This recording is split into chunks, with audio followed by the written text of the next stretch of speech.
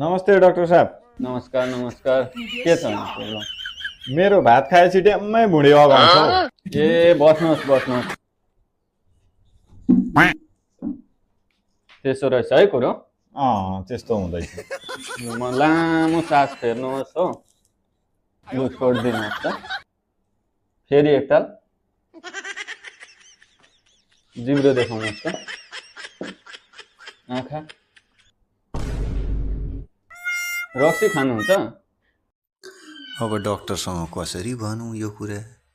होइन के सोच्नु भएको ए डाक्टर साहब रक्सी त अहिले होस् पर्दैन। रक्सी त अहिले होस् पर्दैन।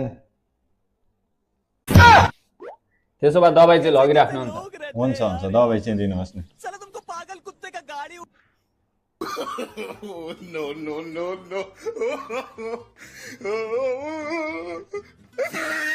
यो एउटा छ यो लानुहोस् हो अनि बेलुका सुतिसकेपछि ए हुन्छ यो सुतिसकेर खाने हो। हजुर हजुर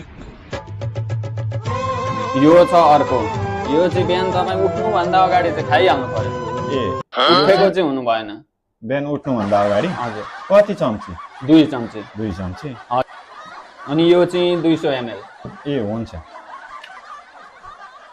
यो तपाईँको बिल लिएर जानुहोस्